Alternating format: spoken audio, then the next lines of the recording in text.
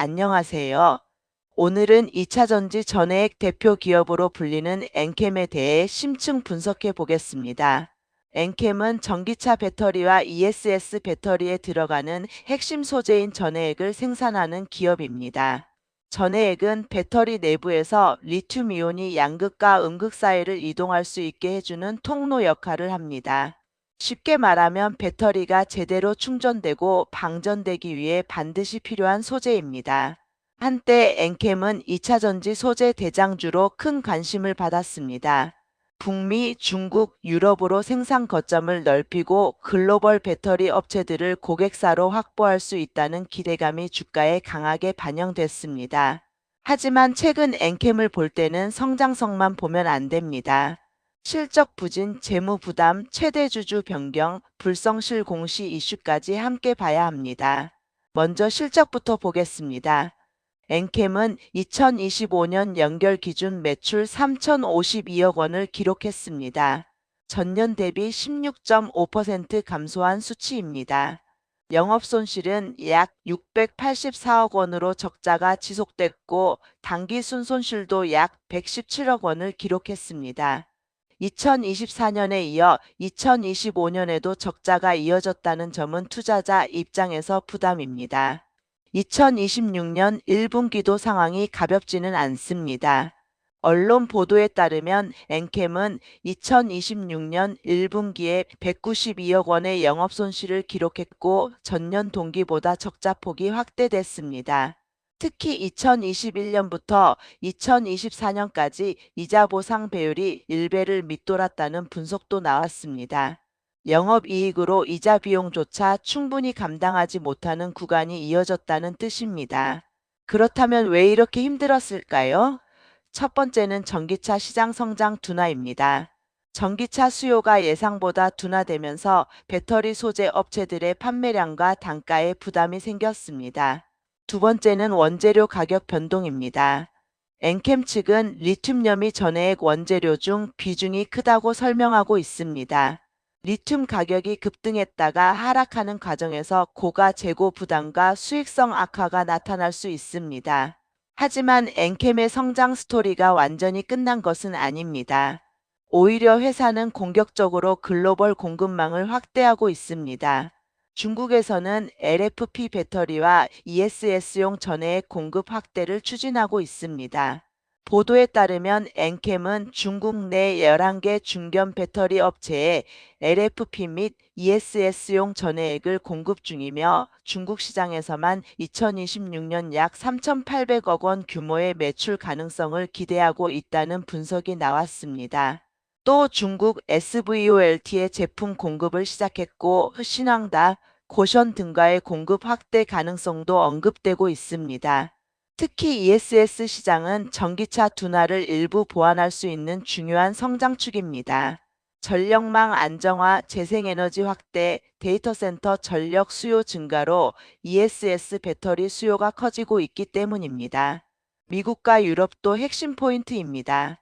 엔캠은 미국 조지아 공장 증설, 테네시 공장 설립을 추진하고 있으며 유럽에서는 프랑스 덩케르크 지역의 대규모 전해액 공장과 NMP 리사이클링 공장 설립 계획이 거론되고 있습니다. 프랑스 덩케르크는 유럽 배터리 공급망의 핵심 거점으로 평가되는 지역입니다. 여기에 미국 IRA 혜택도 있습니다. 엔캠은 미국 현지 생산을 통해 IRA 기반 첨단 제조 생산세액 공제, 즉 AMPC 혜택을 수령하게 됐다는 보도가 있었습니다. 보도 기준 금액은 최대 1,985만 달러, 원화 약 268억 원 수준으로 언급됐습니다. 북미 현지 생산 기반을 갖춘 전해액 업체라는 점은 엔캠의 중요한 강점입니다. 다만 투자자가 반드시 봐야 할 리스크도 큽니다. 첫째, 재무 부담입니다.